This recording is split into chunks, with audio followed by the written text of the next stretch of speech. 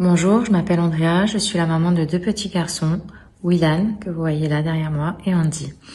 Willan est décédé le 26 février 2025 suite à un cancer du cerveau.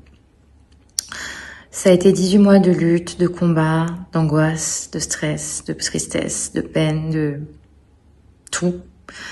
Mais que nous, parents, nous avons dû cacher et garder toujours le sourire face à notre fils qui a été très fort, un véritable petit guerrier, comme tous les enfants qui se battent contre des maladies graves.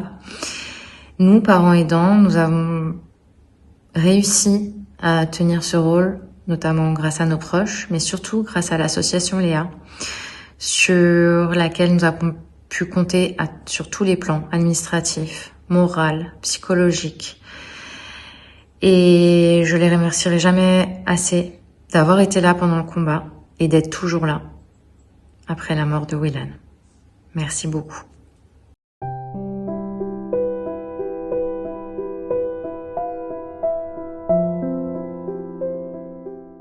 Chers amis de Léa, je suis Jessica Baba, la fondatrice de l'association Léa.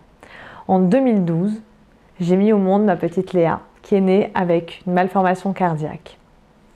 Dès sa naissance, dès ses premiers instants de vie, nous avons été catapultés avec une grande violence sur la planète du handicap dont on ne parlait pas la langue. Imaginez notre choc et notre bouleversement face à cette détresse, à ce nouveau quotidien familial.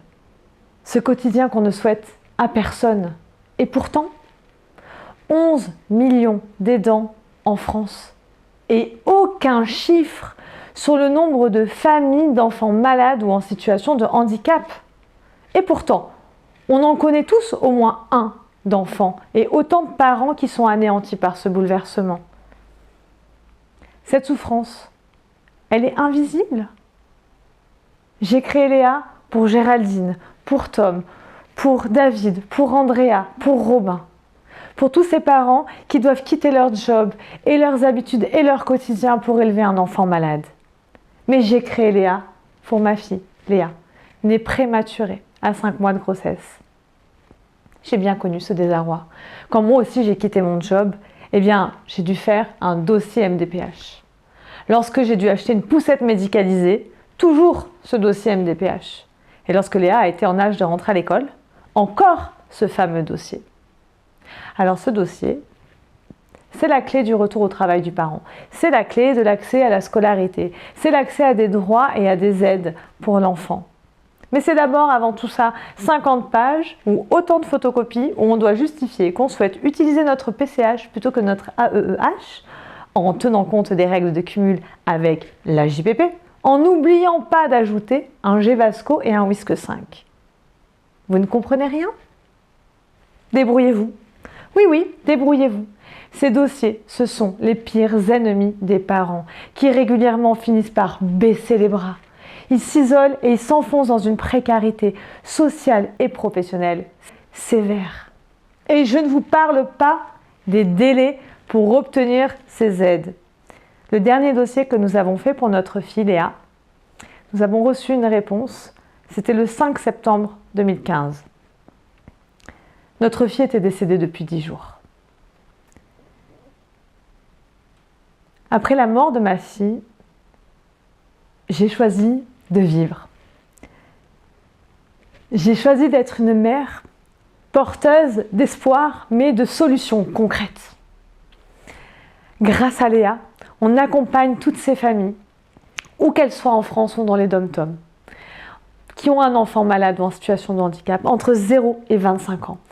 On les accompagne dans l'élaboration, mais aussi dans le suivi de leur dossier administratif, via, bien entendu, notre numéro vert, les rendez-vous personnalisés avec notre équipe sociale, nos assistantes sociales, nos éducatrices, nos psychologues.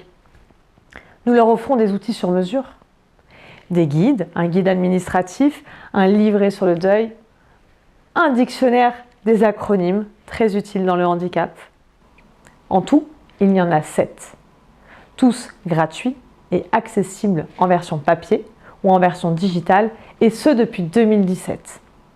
Nous leur proposons aussi du répit, des sorties en famille, pour toute la famille, l'enfant malade, ses frères et sœurs, ses parents et ses grands-parents.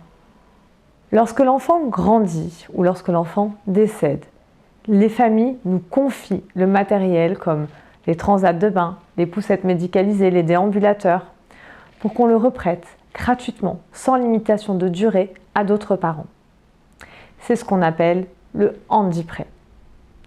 Imaginez le recyclage et les économies réalisées pour les familles et pour l'État.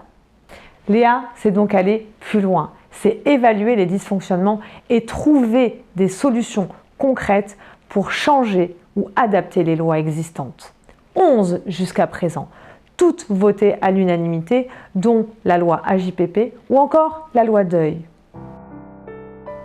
Et lorsque le pire arrive, Léa est toujours là. Pourquoi la mort stopperait-elle notre soutien ? Si ce que vous avez entendu vous a touché, si vous aussi vous pensez qu'aucune mère, aucune femme, aucune grand-mère ne devrait avoir à vivre seule la maladie, le handicap ou encore le deuil de son enfant, alors faites un pas avec nous en votant Léa, parce que chaque voix compte. Vous avez le pouvoir d'écrire une nouvelle page de l'histoire de Léa. Merci de faire partie de cette merveilleuse aventure humaine.